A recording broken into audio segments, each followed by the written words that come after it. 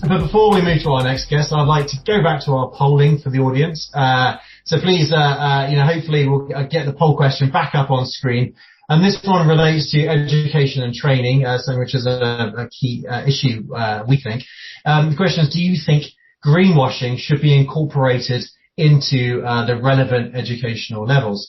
And the answers are either yes, but only in relevant subjects at university level. Yes, it should be taught at school because it will affect us all. Or no, it is not important at an educational level.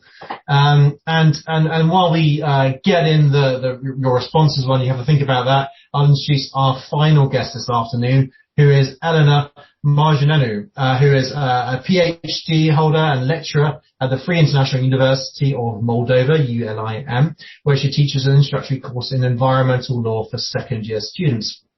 Prior to this, Elena worked as an environmental impact assessment evaluator at the Solidarity Fund PL. We're getting some of the results in, Elena, but I mean, really good to get your sense as an educator.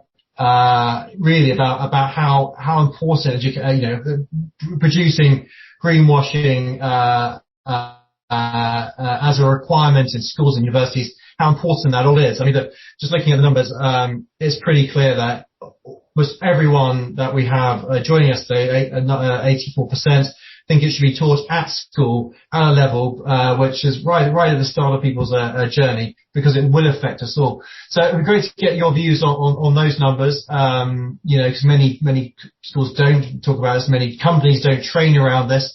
So what do you think, Ellen? What's this telling us? Yes, thank you for the opportunity to bring a voice from East Europe and academia at this webinar. It is a great honor. I would like to point two moments in my brief intervention and then conclude to the answer at your question. And the first point is what makes a company legally liable. And the second point is the asymmetric rigidity in the promotion of certain green measures. And you'll understand in a second why this is interesting. So the first thing, what makes a company legally liable? Today we are talking about greenwashing, but any phenomenon is legally handled by two means. A, positive measures, tax benefits, classification of special legal categories, and anything that would encourage certain actions. And B, negative measures like sanctions. So when we look at how a company would avoid greenwashing or be held accountable, we must look at its alignment with national regulations and not at public policy documents. Because public policy documents and recommendation documents, even from international institutions, they have no legal binding force unless it's reflected in national regulation and unless the company itself is engaged in specific contracts. Whereas the national regulation do have an existing legal binding force with emergent sanctions, because sanctions always emerge from national regulation. And at alignment with the regulation, we look mainly at the process. In here, the burden is on state, because the state enforcement bodies, as local public authorities, is entitled to perform state control and check whether the company has all the environmental authorizations or not. Basically, environmental authorizations is the core of legal accountability. And on the other hand, we have the product, and here the companies truly do have the freedom to use any package they want as long as its description corresponds with the description from the company's internal documents. For example, it can be written 100% biodegradable on the package, and that's all. However, they don't put on the label that biodegradable is only if discharged in the right conditions. So on one hand, we have the lack of informational context, and from another, we have the written description that can be proven as correct if taken further. Thus, the burden is heavier on the consumer side, as the consumer should evaluate if the first impression of the product corresponds logically with the presented information. So yes, the consumer protection can be included in the education process, but only and only if it is treated multidimensionally. And here I would like to go to my favorite second point, which will make you understand why analysis in education process is very important. So my second point, which I insist on mentioning, is the asymmetric rigidity in promoted measures. I'm sure some of you have never heard this information before.